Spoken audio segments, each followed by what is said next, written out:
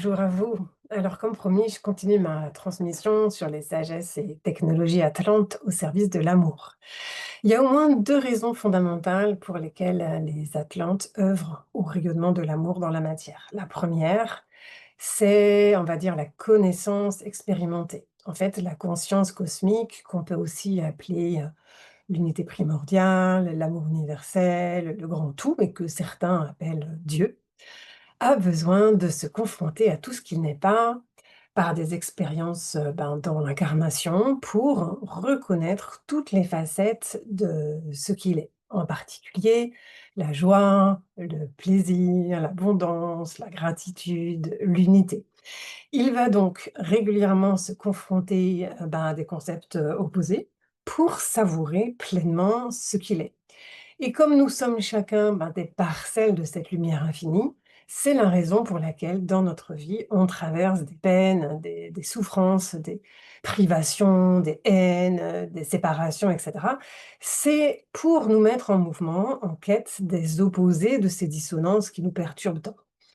La deuxième raison, c'est que l'univers a besoin d'une puissance spécifique correspondant à la conjugaison de l'énergie du cosmos et de l'énergie de la Terre. C'est une sorte, d'hybridation en fait, d'énergie et de lumière et d'énergie organique du vivant.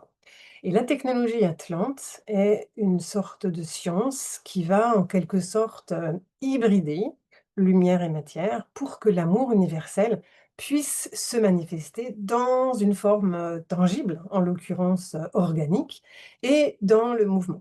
C'est cette technologie qui a créé une bonne partie des êtres, vivants et de tout ce qui existe, sur terre.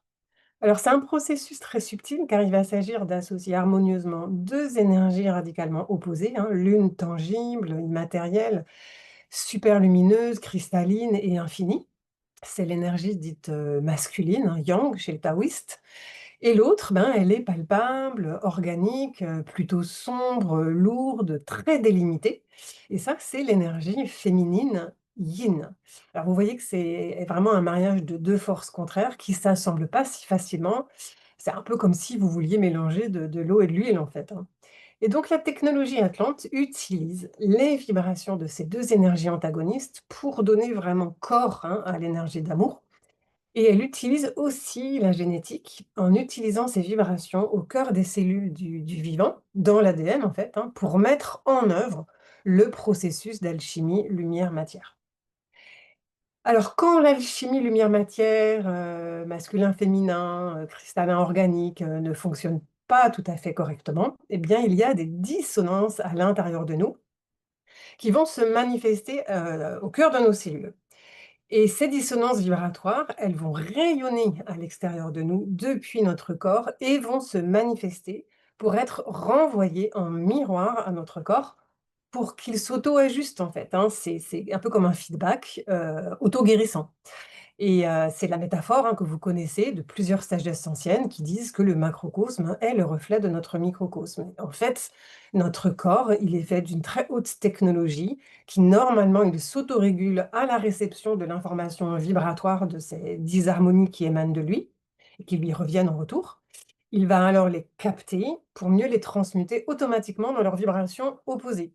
Sauf que notre centre de décision, hein, notre fameux mental, il a plutôt tendance à réagir contre ce qui est dissonant, sans écouter son corps, qui n'est donc pas en mesure de transformer, vraiment ce qui vient, quoi. Et donc ça fait que nous avons tendance à résister ou à nous opposer aux désagréments qui viennent à nous. Alors, du coup, le corps, il fait pas correctement son travail d'autorégulation. La conséquence, c'est que les difficultés que nous rencontrons, persistent, se répètent encore et encore, alors même que le but de notre incarnation est de littéralement jouir de la vie. Nous sommes vraiment venus pour ça en fait, hein. C'est même pour ça que souvent nos cultures et notre inconscient collectif dit le contraire. Il faut trimer pour réussir, la vie c'est que souffrance, et cetera. C'est pour mieux nous donner l'élan en fait d'aller chercher le contraire. Je vous en dirai plus lors de la prochaine vidéo. Je vous montrerai en quoi les épreuves que nous traversons, nos tourments, nos blessures qui se répètent, ce sont en fait des métaphores de ce magnifique processus, d'alchimie matière-lumière. Et puis dans les vidéos suivantes, je vous partagerai aussi des manières de désactiver les disharmonies ou plutôt de les transmuter en source d'harmonie et d'amour correspondant à votre voie d'accomplissement personnel, c'est-à-dire votre manière personnelle de rayonner l'amour. À bientôt.